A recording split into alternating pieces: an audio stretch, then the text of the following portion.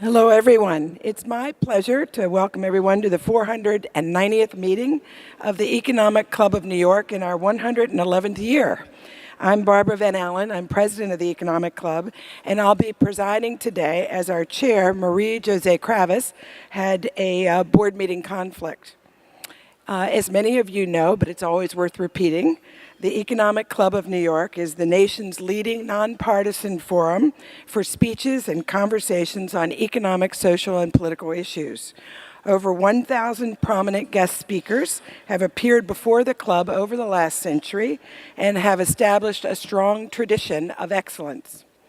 I'd like to take a moment to recognize our now more than 270 members of the Centennial Society, many of whom are seated in the front of the room today. And it's this group that actually ensures the financial backbone of the club and ensures, frankly, that the club remains strong. We're also delighted to welcome several of our ECNY class of 2018 fellows who are in attendance today. And by the way, applications are now available for the 2019 class of fellows. And if you would like to perhaps nominate a talented next-gen leader from your organization to participate, we'd really look forward to receiving that application. They are online. There's actually also information at each table on this and other club programs. It's truly an honor for us to introduce our guest speaker today, Barry Diller, Chairman and Senior Executive of IAC and Chairman and Senior Executive of Expedia, Inc. Until late 2010, Barry spent 15 years serving as Chairman and CEO of IAC. Before that, he served as Chairman and CEO of both QVC from 1992 to 1994, and Fox from 1984 to 1992. At Fox, Barry was responsible for the creation of Fox Broadcasting Company. Prior to joining Fox, he served for 10 years as the chairman of Paramount Pictures Corporation and was previously the vice president of primetime television for the ABC Entertainment. Barry serves on the board of the Coca-Cola Company. He's a member of the Business Council. He serves on the Dean's Council of the New York University Tisch School of the Arts, the board of counselors for the School of Cinema Television at the University of Southern California, and the advisory board for the Peter G. Peterson Foundation.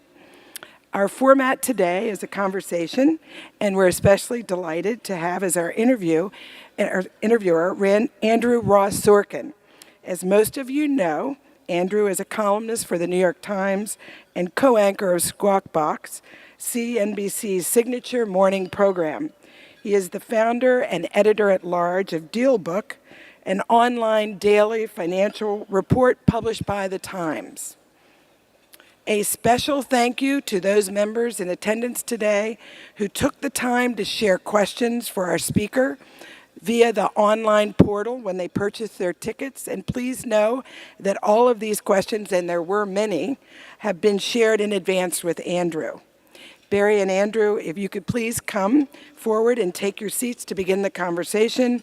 As they take their seats, I'd like to remind everyone that this conversation is on the record, and we do have media and cameras carrying live in the back of the room. On the record. Thank you. Oh, well. It is a privilege to be here and a privilege to be with all of you, and of course, Barry Diller. We were talking before. We've had the opportunity to have some of these conversations over the years, and Barry never ceases to surprise me with some of his answers. We're going to talk about... If it had been off the record, I would be able to surprise you even more. But I'll try. I'll act a little dangerously. We're going to talk about the worlds that Barry has inhabited over the years, the media worlds, the technology worlds, and where they are all going and the way he thinks about them today. But I wanted to start the conversation with a topic that's been in the headlines and that many CEOs and perhaps even some of you are grappling with yourselves, which is the topic that so many executives were expecting or planning to be not here but in Saudi Arabia next week, and have had to make some very hard choices about what to do. And it has raised all sorts of new questions, not just about whether to attend a conference, but the role of business, the role of executives in these issues, and really how business needs to think or not think about morality, perhaps, and the larger geopolitical issues that we're facing. So I wanted to start with you, Barry. I know you were not planning to go to this conference, but had you been... No, not ever. Not ever. Had you been, though, on the list... Yes. What do you think you would have done?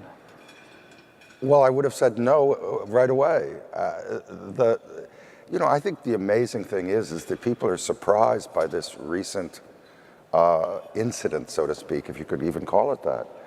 But you don't have to go really back very far to taking the president or prime minister of Lebanon and abducting him and forcing him to resign, and then to have him go back home and say, no, I actually don't resign. I mean, this is, as they say, it's not exactly a surprise. It's not a surprise when you take 300 people and you basically somewhat torture them and extort them to give you money so you can get out of the Ritz-Carlton jail.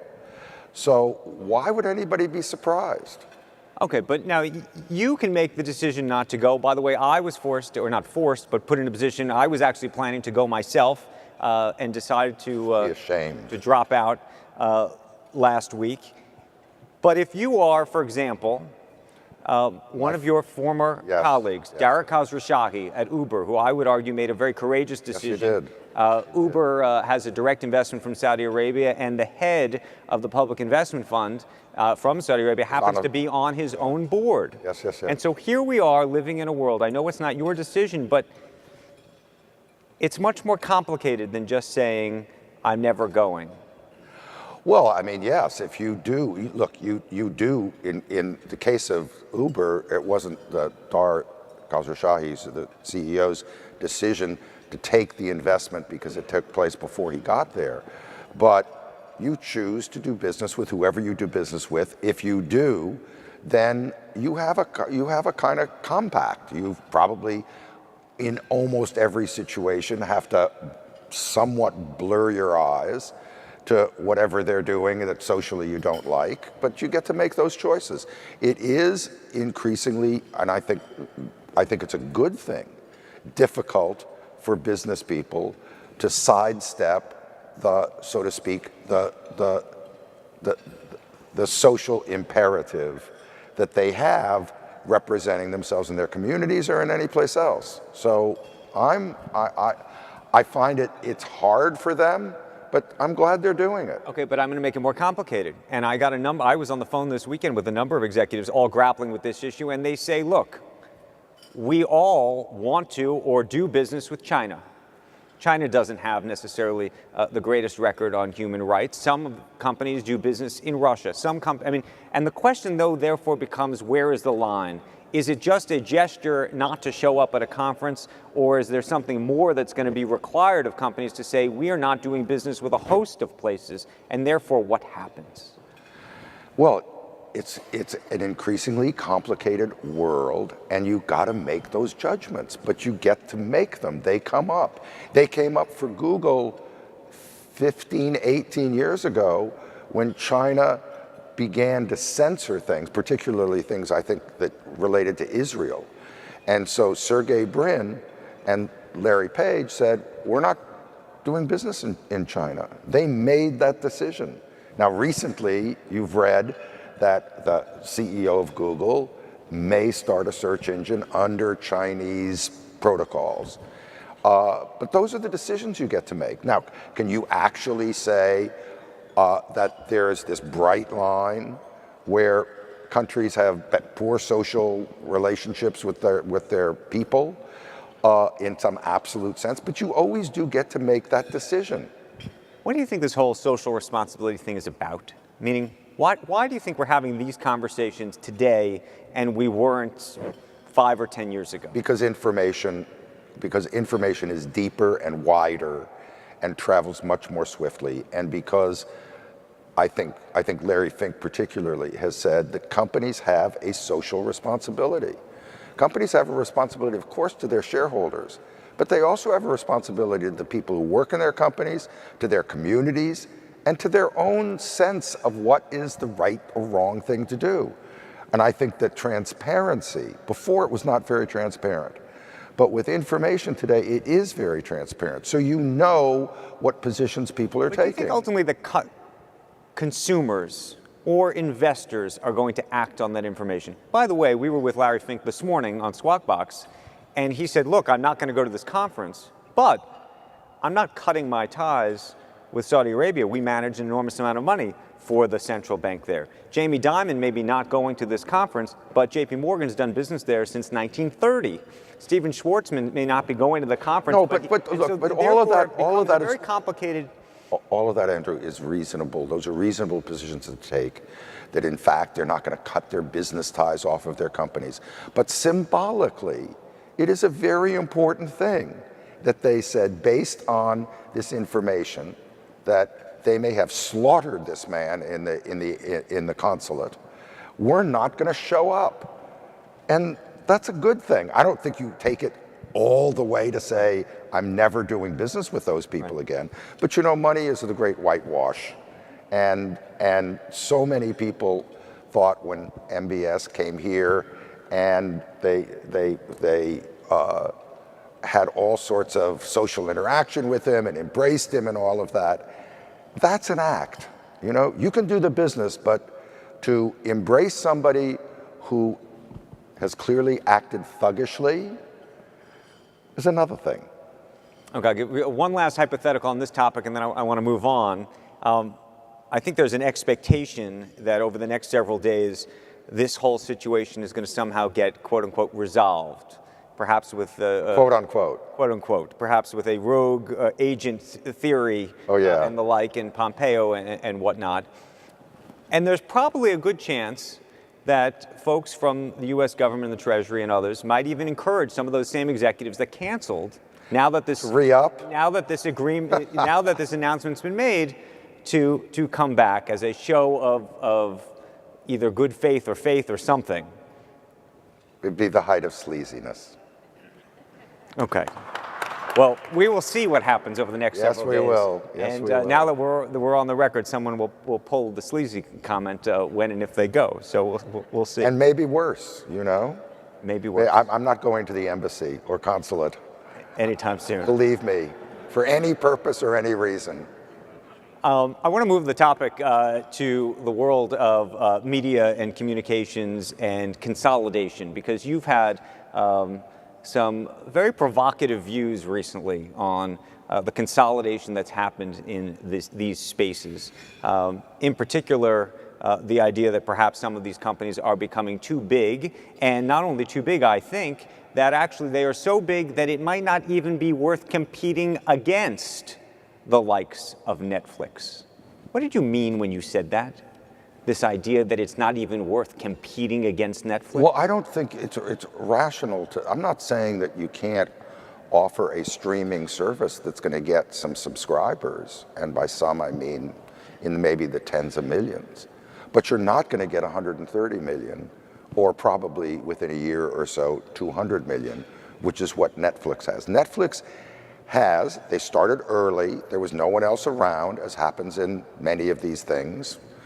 They ran right in front of everybody, and they have such a lead that there is nobody that is going to compete with them at that level. Doesn't mean other people aren't going to have, let's call it, successful streaming services of 20 or 30 million, but to think that you can invest whatever you think you could invest and ever get up into their numbers is kind of a fool's errand. Okay, so if you were working at Disney today, for example. Yes.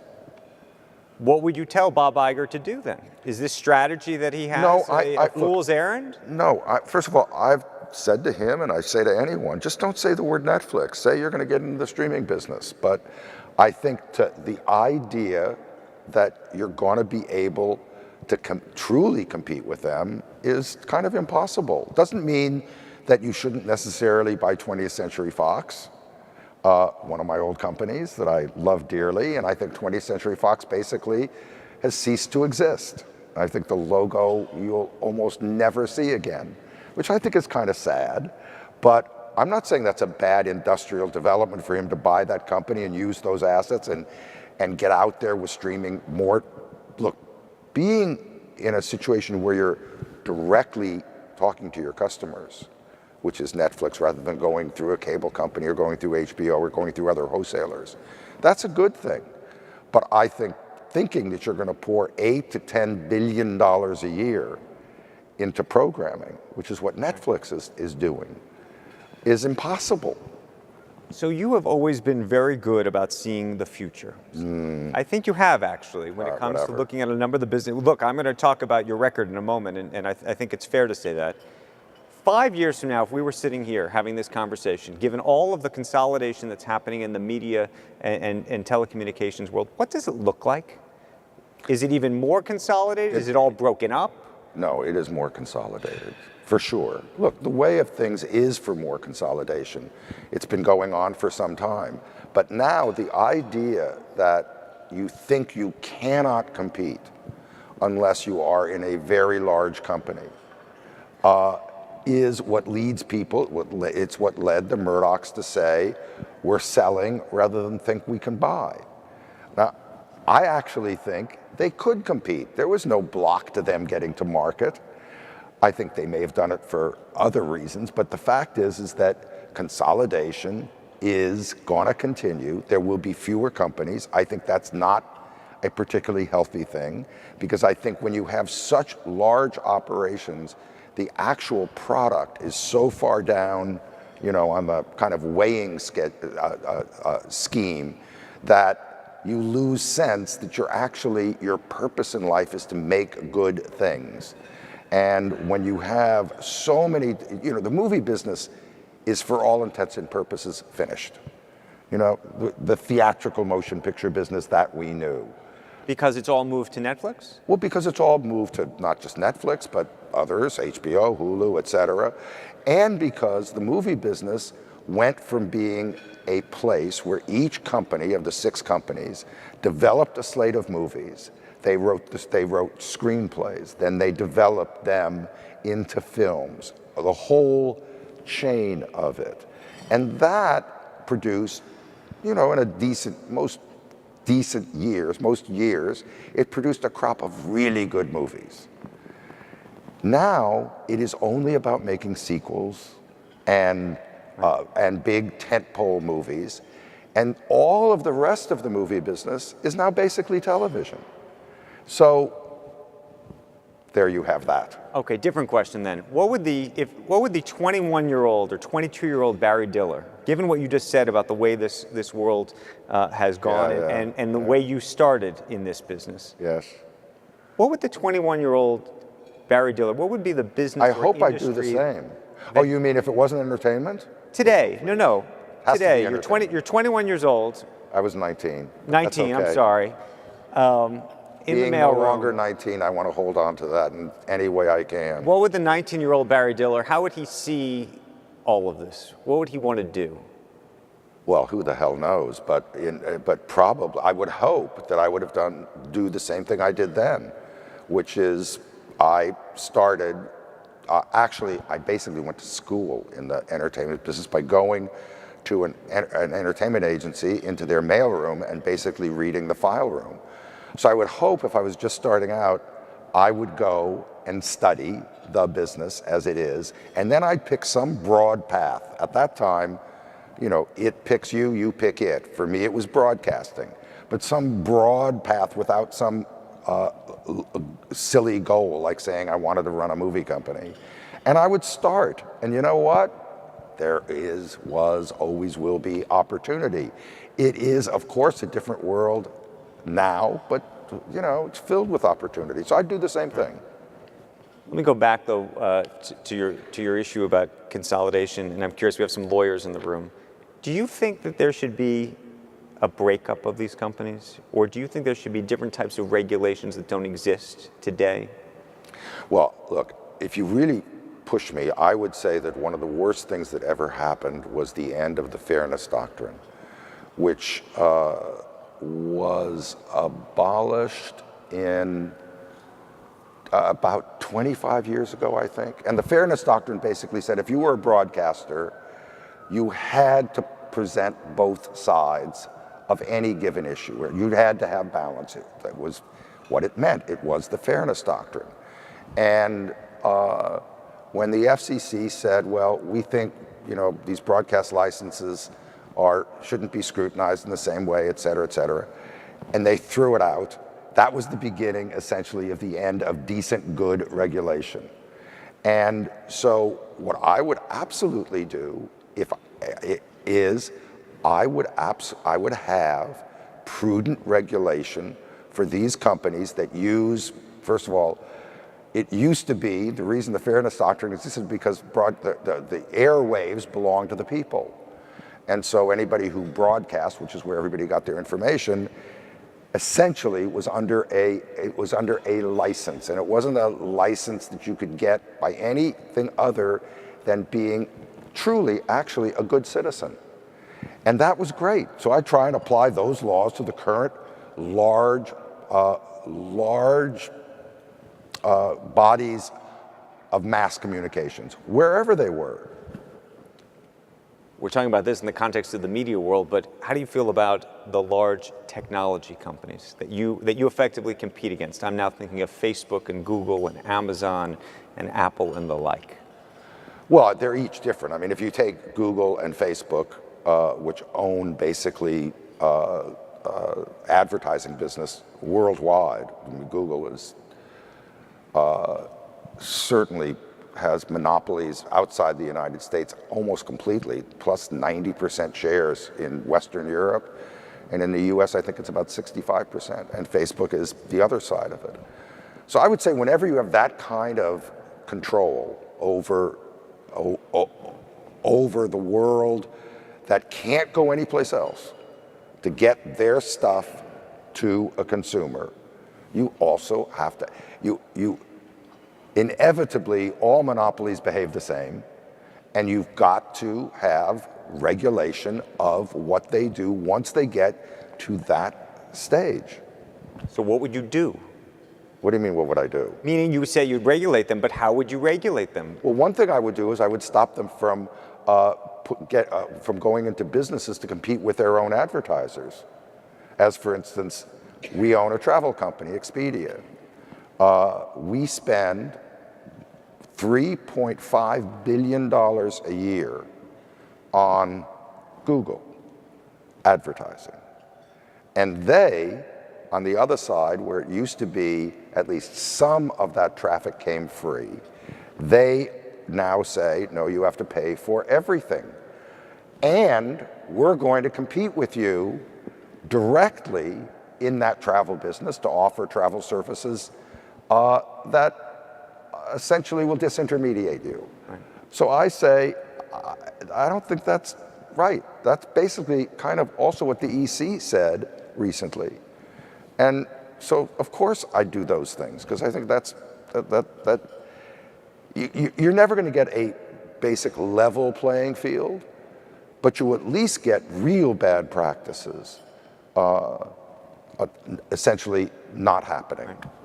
You own a number of dating sites. We do. And one of the things that I think the market has always wondered is, why has Facebook never tried to light a match to match, for example? Well, they announced that they were doing it. I know, but why do you think? I mean, I assume that you Our must have. stock dropped 20%. I assume you must have one thought that day. this Now was it's climbed back, but I assume you must have thought this was going to come 10 years ago, though, given the network effect that they had.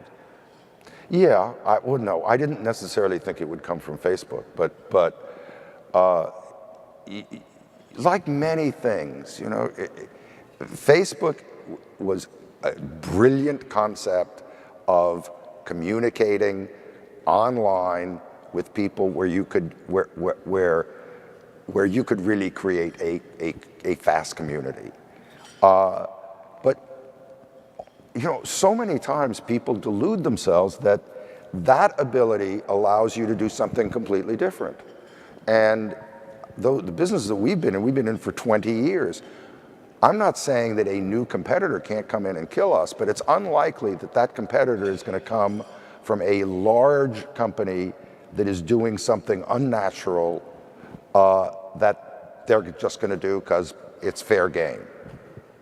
Let me ask you a question about IAC, and this actually comes from someone in the audience. And I should tell you, by the way, before I ask this question, when you started this company, it was worth $250 million. Yes. Today, 23 years later, it's worth $57 billion. That's the good news. But this question... Give me the bad news. This question says, Barry, how close do you think you were to becoming the next Amazon? In 2003, you were the largest e-commerce retailer. Yeah. How much do you think about what Amazon did in 2003? And I didn't. And what do you think happened there? I think I didn't. I mean, look, again, I don't really spend much time. I mean, of course, I'm very critical of all the things that I should have done, that I didn't do, which are legion, but I don't really waste much time in that. I only care what I do. And it turned out pretty well. Very Would well. it have turned out better if I had become Amazon? Yes, but I didn't. And it's binary. There's no brain in that, and there's no answer to it other than he did, Jeff Bezos, I didn't. How much do you think that was luck? Well, I think everything is, I mean, serendipity is the guiding force of most things to me. And certainly luck is there. I mean, look, timing. You know, one of the things that's so true about all this is it is circumstance, timing, luck, and an enormous amount of willpower. And in that willpower and brains and ability is that other little section of it. But without being there at the right moment, at the beginning for Amazon, at the beginning of the internet, choosing books, which is a fantastic category to get started on the internet, and then to have a much bigger willpower, vision, to go beyond it.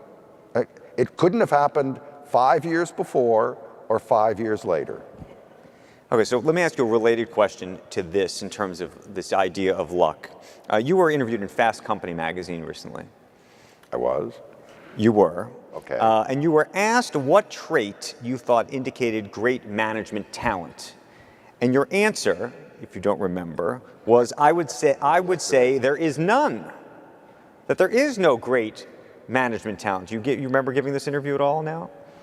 Well, vaguely, but go on a little bit. But the reason I was thinking about that was because oftentimes people talk about whether you can learn a talent or whether you are born with a gift. Oh, I think everything is iterative. I mean, you're born with what you're born with, but it's your curiosity and then it's serendipity that is the divining rod for what's going to happen. And I've always believed, you know, I had no experience in anything when I started. And just because I started at a television network, and because that network, it was ABC at the time, was always trying to compete with its two larger networks, NBC and CBS, you could take whatever responsibility that you could not necessarily grab, but that you wanted and go with it, and then you'd succeed or fail. So again, those were circumstances. I had no experience. I always failed first in everything I've ever done. There's been a period of very early failure when I was trying to figure it out. And I was just lucky enough that they didn't pull a rug out from under me before I did figure it out. So I don't think there's anything. It's why I believe you put people in your company into situations where they don't have full experience, they're not ready, and you drop them in the water and they sink, for sure, and then they figure out how to swim. It's a messy process, but I think it's a much better process than hiring senior people from other companies where whatever. Let me ask you a model question. One of the things that you did at IAC was you effectively became a spin-out machine. Yes. Of sorts, where you'd bring in a company, acquire a company, build it, and then spin it out. Where did that model for you come from, and do you think that's applicable to other businesses? Well, it wasn't a model. It was, again, to me, it really is conditions present themselves, and then you recognize what that is. What motivated me was we owned a company called Ticketmaster, and one year which was very successful. And one year, the guy was the CEO of that company, came and said, we want to invest, I don't know, it was $100 million or so in technology, and we want to bring our operating income down from 200 million to 100 million next year.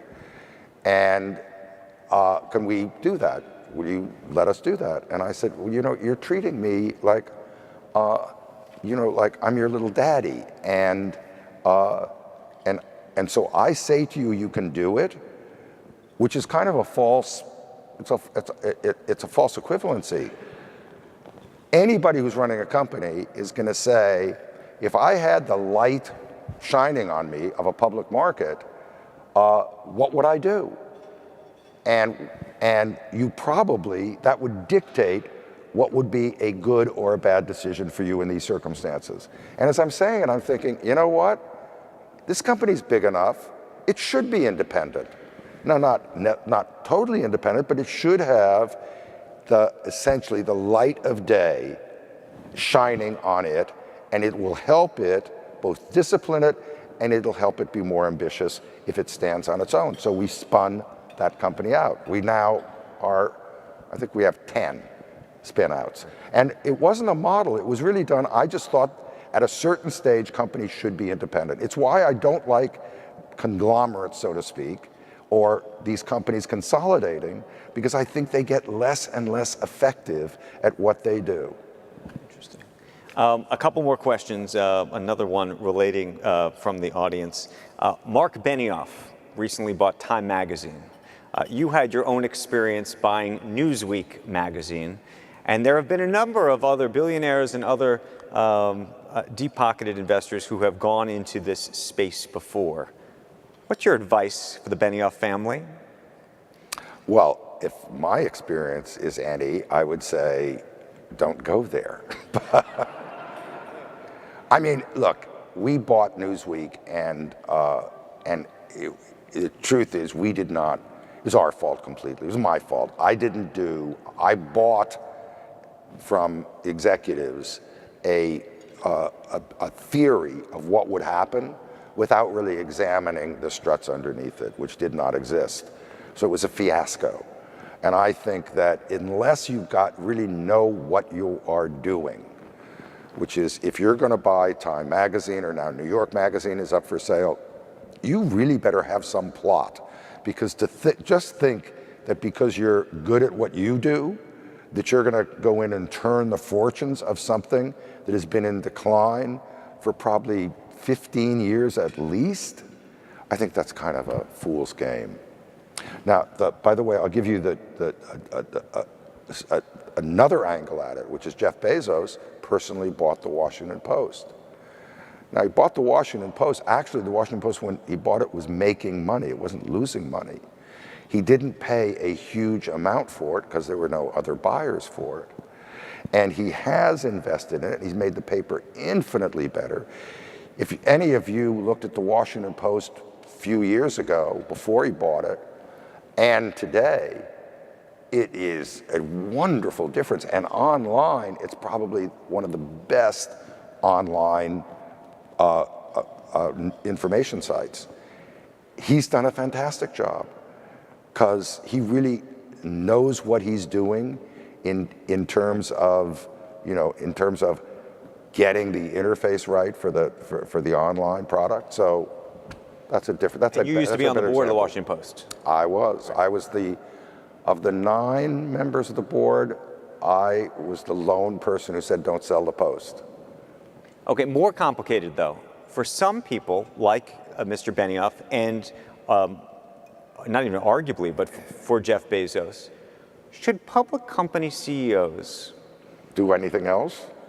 be able to have these side activities. And the reason I mention this is there are shareholders of Amazon that would say that because Jeff Bezos has acquired the Washington Post, something they would contend they didn't sign up for when they bought the stock, that potentially the company is now more in the line of sight and target of our president and the administration, for Certainly, example, and perhaps regulation. True. On the other side, you could say that perhaps it's offered a halo effect to Jeff Bezos and perhaps Amazon as well. So I could argue it on both sides, but it is an issue, and it's increasingly become a more complicated one. Most media companies historically were owned by families that were not involved with public companies. You mean, well, I think the responsibility, and if you said, where am I going to search for a better chief executive than what Mr. Bezos has done? So the question really is he going to abrogate his responsibilities to the extent that he won't serve well in Amazon? I mean, when you get into these questions, you say, well, wait a minute. He went home at 5 o'clock today. He went to play golf this Thursday. Should you be allowed to do anything else? But this is a very interesting question. No. Look, for years, executives, could buy real estate, or they'd go off and buy maybe even a sports team or a restaurant or what have you. But whether you think media properties are somehow different. No. Why are they different? I mean, if he has the capital and the interest and the curiosity, and for sure what he's not going to do is jeopardize his main asset, go in good health. A couple of other questions, one on family. We were talking before. Dion van Furstenberg has a remarkable fashion business which you have followed and have been a part of for many a year. What have you learned from Dion from a business perspective?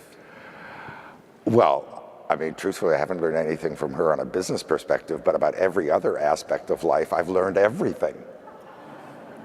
Like? Everything. How, my God, I mean, behavior, taste. I mean, yeah, I'm the luckiest. I'm not the luckiest. I am extraordinarily lucky that the person in my life, and I didn't realize it, but it is 44 years ago that we met, has had such a wondrous influence on my life, and I would be poorer, and I do not mean that in terms of wealth, but in every other aspect of my life if she had not been in my life. Okay, before we wrap up, tell us what's happening. What's the latest on the pier? Oh, the pier project that has been the bane of your existence, one way or the other. I remember when it was off, it was on, yes, it's now on. Oh, it's very much on. We are driving, actually just finished the first phase of driving about 300 piles into the Hudson River. And this island is now, it's not rising yet, but there's a lot of stick poles. As you drive down the West Side Highway, you can see them on 13th Street. Yes, it was, look, this was a small idea of just rebuilding a little pier that just grew and became a fairly large project. It was very ambitious architecturally and in terms of other aspects of it. And then we got hit with an unfortunate series of mean-spirited litigation.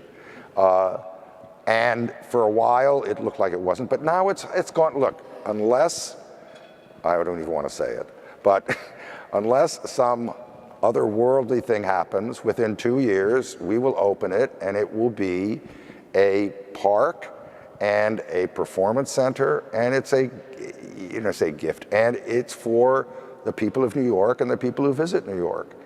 And to be able to do it, people say, well, why are you doing it? I said, well, we're just lucky. We have enough resources. And what could be better than to do something that is actually a place for the public to go, that if we didn't have the will and resources to do it, just wouldn't exist. I mean, that's why I'm so in awe of public art and public places, is that at some point, whether it's Central Park 150 years ago, or this or that thing that a person, a group of people said, let us do this, because they're all electives. And you do it, and then decades later, people just are there having these experiences, and without which it wouldn't exist. So I'm lucky. Okay, final question from me, and then we will have lunch. I always think of you as one of the great people collectors. Every time I see you, you either introduce me or tell me about some new interesting person or new interesting business. So tell us about, is there a business or a person you think you've met in the last 6 months to a year that you thought, you know what, that's clever? Actually, there are probably many, but the most interesting person, actually, and it has nothing to do with business, is a young man named Adam Floss who in his own life, he had gotten into trouble, and he was almost put in prison, but because he found a good district attorney or somebody in the process, he got saved, and he decided he would devote his life to essentially educating prosecutors that there are other avenues than simply incarceration for people who get into trouble early. And he started this process, and we just met him very recently. And I have so many issues about the criminal justice system, which I'm sure you all do, but this is something very close to the source of the trouble. And this guy, again, completely an elective, somebody whose life turned around and then decided to dedicate his life to doing something that no one else had ever thought about doing in the way that he was doing it. So that's the most interesting person I've met. Okay. Most interesting person I've met, Barry Diller. Thank you, everybody. Oh, thank you. Thank you all. So thank you, Barry and Andrew, for a really terrific conversation. We hope you both enjoyed it as much as we did listening. As a reminder, we have a robust schedule of upcoming events, including Randy Quarles, Vice Chairman of Supervision for the Federal Reserve System, on October 18, October 19. Mark Carney, the Governor of the Bank of England, will be here. On October 23rd, please note the class of 18 fellows will have a debate, face off against each other. The audience will vote. It's a members-only event. That'll be at Bloomberg, again on October 23rd. And Charlie Cook will be here with Bob Rubin, talking about the elections and what we expect to happen in the midterms and beyond on October the 28th. So thank you. Please enjoy your lunch.